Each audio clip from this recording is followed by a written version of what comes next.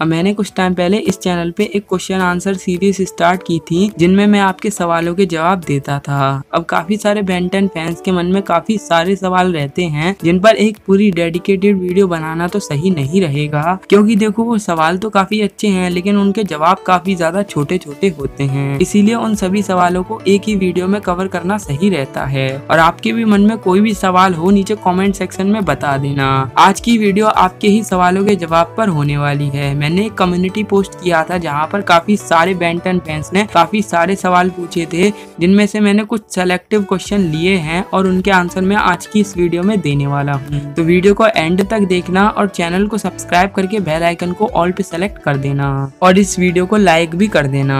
तो सबसे पहला क्वेश्चन पूछा है गेमिंग विद चित्राक्ष ने, can ban go back in time and scan DNA of ancient animal like dinosaurs. इनके कहने का मतलब है कि बैन टाइम ट्रेवल करके पास्ट में जाके डायनासोर्स का डीएनए स्कैन कर सकता है। तो हाँ, बैन डायनासोर्स का डीएनए स्कैन कर सकता है, क्योंकि जो भी बेन 10 की अल्टीमेट्रिक्स या ओमनीट्रिक्स में स्पीसीज नहीं है उन सभी का बेन 10 की ओमनीट्रिक्स और अल्टीमेट्रिक्स डीएनए स्कैन कर सकती है। लेकिन शर्त ये है कि वो पहले से ही बेन 10 की ओमनीट्रिक्स में मौजूद नहीं होनी चाहिए। दूसरा क्वेश्चन पूछा है मिनी मिलिट्री वर्ल्ड वाइटी ने कि फोरआर्म्स जब क्लासिक में दिखाया गया था तो बहुत मोटा और हेल्थी था, बट एलियन फोर्स में या अदर सीरीज में फोरआर्म्स को पतला कर दिया क्रिएटर्स ने। अब ये तो आर्ट स्टाइल के ऊपर होता है, क्योंकि देखो अगर आप लोगों ने क्लासिक का फोरआर्म्स देखा होगा तो आपको काफी ज्यादा हेल्थी लगेगा, लेकिन आपने अल्टीमेट एलियन का देखा होगा तो काफी ज्यादा सूखा लगेगा। लेकिन हमें बेन 10 अल्टीमेट एलियन सीरीज में क्लासिक वाला फोरआर्म्स भी दिखाया गया है, लेकिन आर्ट स्टाइल अलग होने की वजह से वो भी हमें सूखा सा दिखता है। तो ये सब आर्ट स्टाइल की वजह से ही होता है। दूसरा क्वेश्चन पूछा है क्यूडी लायंस ने,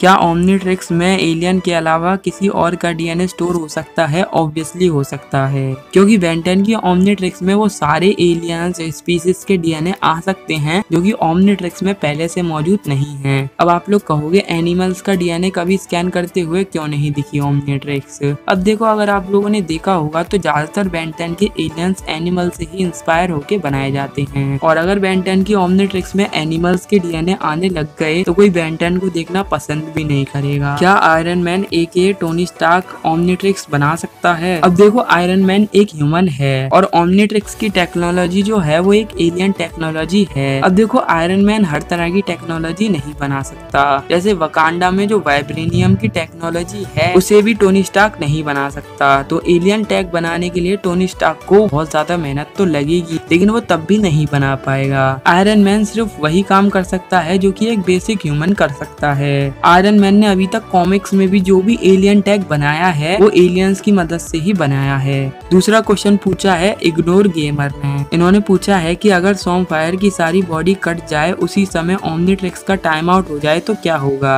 अब यहाँ पर बेन 10 की ओमनीट्रिक्स के टाइम आउट होने के बाद होता है वही होगा, यानी कि बेन 10 नॉर्मल हो जाएगा और सही सलामत। अगर आप लोगों ने बेन 10 एलियन फोर्स का secret of chroma stone episode देखा है तो वहाँ पर टेट्रेक्स पूरी तरह से डायमंड हेड को डिस्ट्रॉय कर देता है, लेकिन केविन जब ओमनीट्रिक्स का टाइम आउट करता है तो बेन 10 नॉर्मल ही निकलता है, क्योंकि रीजनरेशन एलियंस के साथ यही है। काफी सारे लोग कहेंगे क्लॉकवर्क का जब हाथ टूटा था तब भी तो बेन 10 नॉर्मल नहीं निकला था, तब भी तो बेन 10 का हाथ टूटा था। तो देखो क्लॉकवर्क एक रीजनरेशन एलियन नहीं है, रीजनरेशन एलियंस के साथ यही होता है, क्योंकि जो रीजनरेट करने वाले एलियंस हैं इनके हाथ पैर वैसे ही बहुत ज्यादा कमजोर होते हैं, तो इन पर अगर थोड़ा सा भी प्रेशर लगाओगे तब भी इनके हाथ पैर आराम से कट फट जाएंगे। लेकिन क्लॉकवर्क फोरआर्म्स जैसे एलियंस काफी ज्यादा ड्यूरेबल होते हैं, इनके हाथ पैरों को काटना इतना भी आसान नहीं है। वीडियो किंग पूछते हैं कि Ben have any other alien like Wildmutt. इनका कहने का मतलब ये है कि बेन 10 के पास ऐसा कोई और भी एलियन है जो कि बोल नहीं सकता वाइल्डमट की तरह। तो अगर हम बात करें हमारे प्राइम बैन के बारे में तो आज तक तो हमें प्राइम बैन का ऐसा कोई एलियन नहीं दिखाया गया जो कि बोल नहीं सकता वाइल्डमट के अलावा।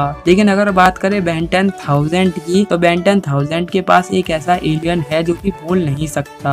अभी तक तो कंफर्म नहीं है कि बोल सकता है या नहीं बोल सकता, लेकिन बेन 10 की सीरीज में उसने एक शब्द भी नहीं बोला जो कि है स्पिटर। हाँ, बेन 10 की सीरीज में स्पिटर की हमें जितनी भी बार ट्रांसफॉर्मेशन और अपीयरेंस देखने को मिली है वहाँ पर स्पिटर ने अपने मुंह से एक लफ्ज भी नहीं बोला। इसीलिए तो अभी हम ये समझ के चल रहे हैं कि स्पिटर वाइल्डमट की तरह ही बोल नहीं सकता। तो आपके सवाल का जवाब स्पिटर है।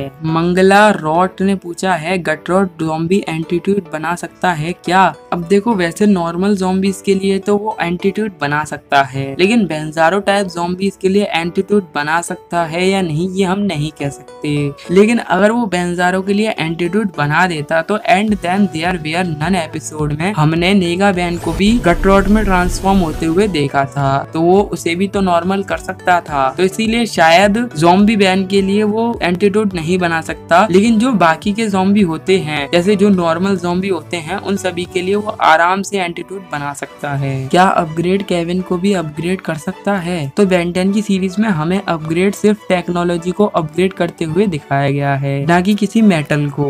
और केविन जिसमें ट्रांसफॉर्म होता है वो मेटल ही होता है, तो इस वजह से अपग्रेड केविन को अपग्रेड नहीं कर सकता। डेंजर गेमर ने पूछा है कि क्या ओमनीट्रिक्स ग्रूट को स्कैन कर सकता है? तो देखो मार्वल की मूवीज में हमें ग्रूट एक एलियन के तौर पर दिखाया गया है, तो एलियंस को तो बेन 10 की ओमनीट्रिक्स आराम से स्कैन कर सकती है। तो क्रेजी बैन ने पूछा है कि क्या फीडबैक टाइम पावर को एब्जॉर्ब कर सकता है? इनका कहने का मतलब है कि जब क्लॉकवर्क टाइम अटैक करता है तो उसे फीडबैक एब्जॉर्ब कर सकता है या नहीं। देखो बेन 10 की सीरीज में आज तक हमें फीडबैक सिर्फ एनर्जी एब्जॉर्ब करते हुए दिखाया है, ना कि किसी की पावर्स को, इसीलिए शायद फीडबैक क्लॉकवर्क की पावर्स को भी एब्जॉर्ब नहीं कर सकता। मत्सुहिबा फैक्ट्री ने पूछा है in Ben 10 alien force Ben and Kevin try to hack Omnitrix after Kevin become monster, why didn't Azmuth do not do anything. इनका कहने का मतलब है कि जब केविन और बैन ने ओमनीट्रिक्स को हैक कर लिया था और केविन मॉन्स्टर बन गया था तो एजमत ने कुछ क्यों नहीं किया था केविन के लिए। अब देखो एजमत ने पहले बैन और केविन को वार्न किया था कि ओमनीट्रिक्स को हैक करने से काफी ज्यादा बड़ी कीमत चुकानी पड़ सकती है,